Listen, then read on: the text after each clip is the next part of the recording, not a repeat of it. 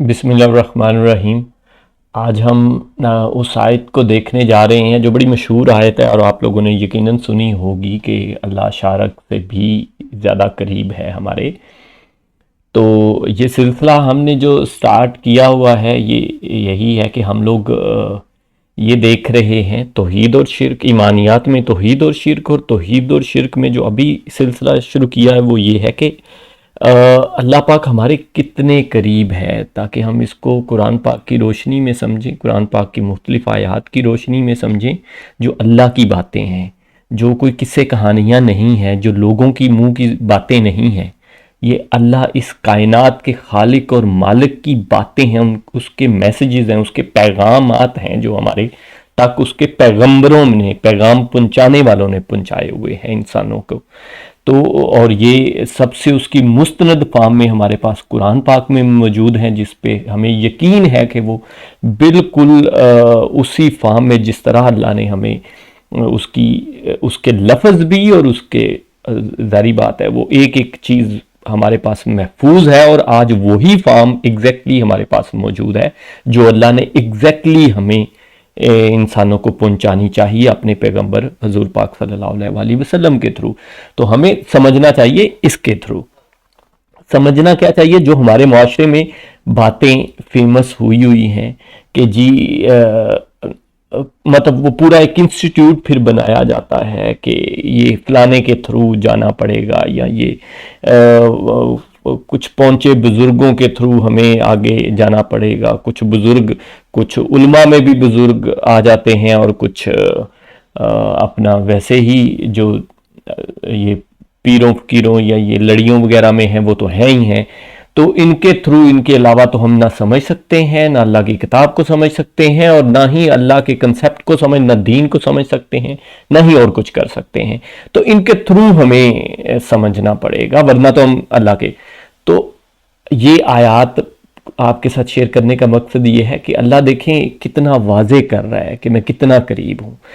तो आयत को पढ़ते हैं, सूरह नंबर 50 आयत नंबर 16। हमने इंसान को पैदा किया है और उसके दिल में जो ख्यालात उठते हैं उनसे हम वाकिफ़ हैं, और हम उसकी रगे जान से भी ज़्यादा उससे करीब हैं। आपने जैसे देखा, और इस तरह की मैं बहुत सारी आयात आपके साथ शेयर करूंगा। तो एक क्या क्वेश्चन आप लोगों को खुद से भी नहीं करना चाहिए कि ये कुरान पाक में जगह जगह अल्लाह पाक ऐसा क्यों फरमा रहा है कि मैं इतना करीब हूँ, मैं करीब हूँ, मैं तुम्हारे शारक से भी ज़्यादा करीब हूँ, ये क्यों कह रहा है?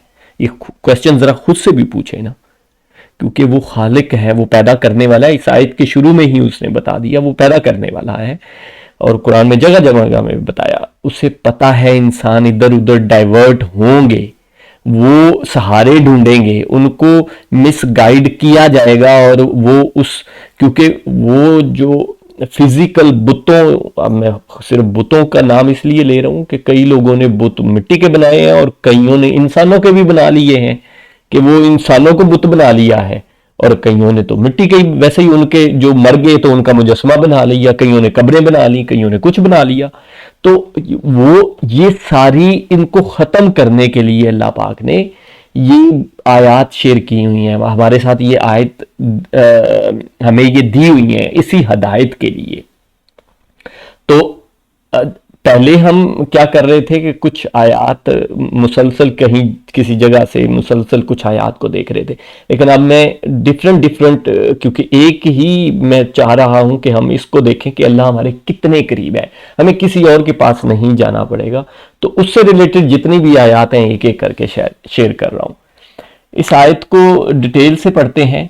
हमने इंसान को पैदा किया है, ये बड़ी इंपॉर्टेंट बात है। तो कि हम मुसलमानों के लिए तो हम तो इसको अक्सर सुनते रहते हैं, कुरान पाक में बार बार पढ़ते और सुनते रहते हैं, तो हमारे लिए तो ऐसे ही है कि ये तो एक ऑब्वियस सी चीज़ है कि इंसान को अल्लाह ने पैदा किया है।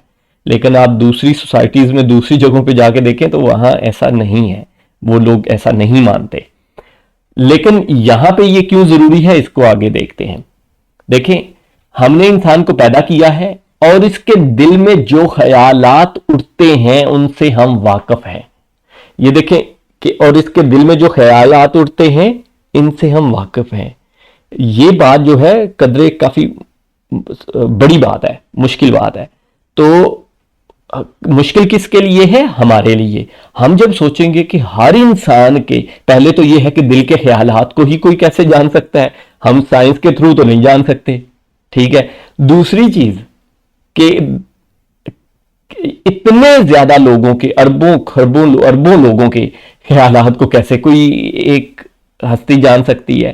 تو یہ مطلب اسی کے کہ بھائی یہ تم اپنے آپ پہ نہ سوچو، اس کا جواب آلریڈی ساحت کے سٹارٹ میں دے دیا کہ ہم نے انسان کو پیدا کیا ہے.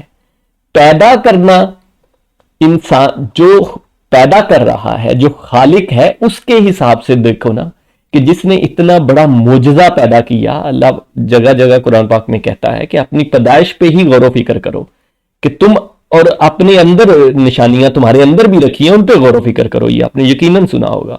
تو دیکھیں، اگر آپ خالی انسان کو ہی دیکھیں تو وہ چلتا پھرتا کتنا بڑا معجزہ ہے. آپ اپنے ایک ایک ریسپوریٹری سسٹم کو دیکھیں، آپ اپنے یہ مسکولر سسٹم کو دیکھیں، آپ مطلب کسی بھی سسٹم کو دیکھیں، آپ نیورل سسٹم کو دیکھیں، کسی بھی چیز کو دیکھیں تو وہ ایک اٹ سیلف معجزہ ہے. کیسے اس کی مینٹیننس ہو رہی ہے، کیسے کلیننگ ہو رہی ہے، کیسے ان کو خوراک پہنچ رہی ہے، کیسے یہ جو فوڈ ہے ان کو کیسے آپ کھاتے ہیں. اور وہ ایک مٹی ہے، اصل میں تو وہ مٹی ہے، آپ جو کھانا کھاتے ہیں وہ مٹی ہے. آپ بھی مٹی سے بنے ہیں، تو آپ ذرا غور کریں، جو آپ کھاتے ہیں وہ بھی مٹی ہے. کوئی فروٹ کھاتے ہیں تو وہ ایک مٹی کا وہ والا فلیور ہے. آپ روٹی کھاتے ہیں تو وہ مٹی کا، وہ سارا کچھ مٹی سے ہی بن رہا ہے نا. وہ کوئی بھی پودا ہے، کوئی درخت ہے، تو وہ مٹی کھا کھا کے ہی بڑا ہو رہا ہے، اور اپنے پھل ان مٹی کو ان پھلوں میں اور ان چیزوں میں کنورٹ کر رہا ہے، اور آپ ان کو ڈفرینٹ ذائقوں میں کھاتے ہیں. یہی اللہ پاک قرآن میں ڈفرینٹ مختلف جگہ پہ، ایک اور دو جگہوں پہ اور بھی کہتا ہے کہ مختلف ذائقوں کے پھل پیدا کیے ہو رہی ہے وہ. تو وہ یہ ہم مٹی کھاتے ہیں، اور اس مٹی کو ایک ہمارے اندر سسٹم ہے، لیور جو ہے، اور آپ کا سٹمک، اور خاص کر کے لیور جو ہے، اس کو بلڈ میں کنورٹ کر کے وہ بلڈ کے تھرو ایک ایک سیل تک جو ہے وہ چیزیں جس جس جگہ جہاں جہاں ضروری ہوتی ہیں وہ پہنچائی جاتی ہیں. تو یہ اٹ سیلف بہت بڑا معجزہ ہے. تو اگر اس کو ہم دیکھیں کہ جس نے یہ بنا دی ہے، تو وہ کیا خیالات کو نہیں جان سکتا اور سارے لوگوں کو اکٹھے نہیں جان سکتا جو اتنا بڑا خالق ہے؟ تو اس لیے سٹارٹ میں ہی یہ بتا دیا کہ ہم نے انسان کو پیدا کیا ہے.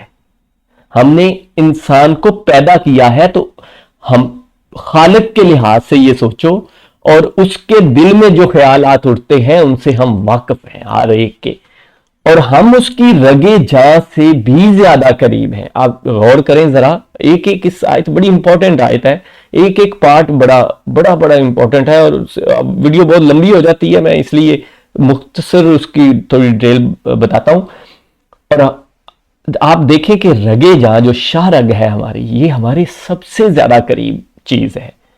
مطلب آپ اس کو زبان کا مطلب بیان کرنے کا طریقہ، یا آسان کر کے بیان کرنے کا طریقہ سمجھ سکتے ہیں کہ رگے جاں سے قریب مینز کہ اس سے زیادہ تو قریب ہو ہی نہیں سکتا نا. رگے جاں دیکھیں، رگے جاں پہ غور کریں تو یہ اتنی قریب ہے انسان کے کہ اگر یہ ہے تو انسان ہے، نہیں ہے تو انسان نہیں ہے. دیکھیں نا، انسان ہونا اس رگے جاں کی وجہ سے ہے. اگر یہ کٹ جاتی ہے، ختم ہو جاتی ہے، تو انسان زندہ نہیں رہ سکتا. تو اللہ کہہ رہا ہے کہ میں اس سے بھی زیادہ قریب ہوں، اس سے زیادہ کی کوئی لمٹ نہیں ہے، اور وہ پتہ نہیں کتنے قریب ہے. تو وہ ایک ایک ہمارے دل سے اٹھنے والے خیالات سے بھی واقف ہے. تو ہمیں کسی اور کو سنانے کی ضرورت ہے؟ جو مین ٹاپک ہے ہمارا، ہمیں شرک کی طرف، ہلکا اس کو میں شرک نہیں کہوں گا، لیکن شرک کی طرف جانے کے رستے تو کھولتا ہے نا یہ.